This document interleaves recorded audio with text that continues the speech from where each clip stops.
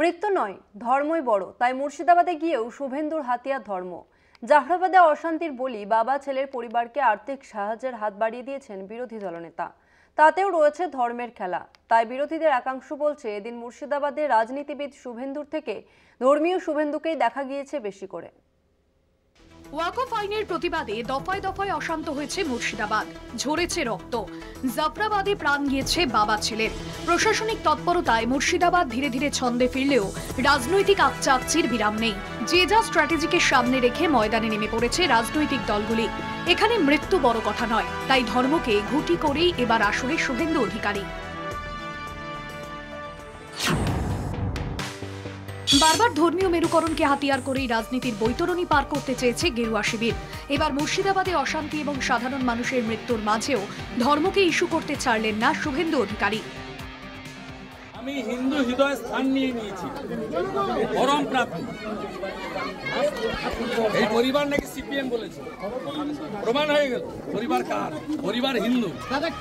অশান্তি কমলে মে মাসের শুরুতে মুর্শিদাবাদে যাবেন বলে আশ্বাস দিয়েছিলেন মুখ্যমন্ত্রী মমতা বন্দ্যোপাধ্যায়। তবে তার আগেই মুর্শিদাবাদে পৌঁছলেন বিরোধী দলনেতা শুভেন্দু অধিকারী। শুভেন্দুকে সামনে পেয়ে জয় শ্রীরাম স্লোগান এলাকাবাসীর।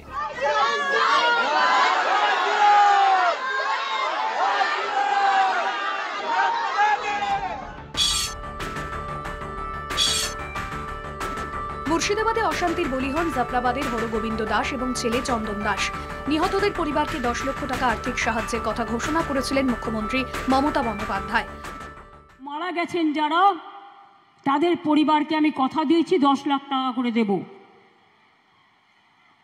তাদের বাচ্চাদের পড়াশোনার দায়িত্ব আমাদের এমপিরা বলে এসছে, দরকার হলে গভর্নমেন্টও নিতে পারে।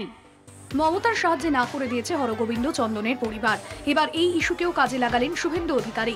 মমতা বন্দ্যোপাধ্যায়ের তরফে 10 লক্ষ টাকা ক্ষতিপূরণের কথা শুনে হরগোবিন্দ চন্দনের পরিবারকে পাল্টা 10,01,000 টাকা করে আর্থিক সাহায্য শুভেন্দু অধিকারীর। চেক হাতে নিয়ে কান্নায় ভেঙে পড়ে নিহতদের পরিবার।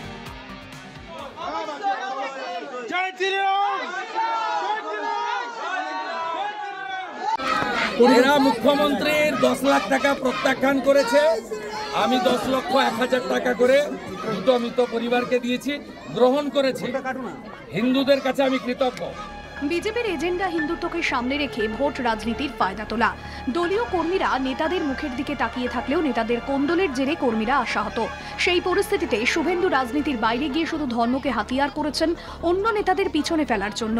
রাজনৈতিক মহলের একাংশের বক্তব্য, এদিন মুর্শিদাবাদ সফরে রাজনীতির শুভেন্দুকে পাওয়া যায়নি, বরং বেশি করে দেখা গিয়েছে ধর্মীয় নেতা শুভেন্দু অধিকারীকে। কলকাতা টিভি।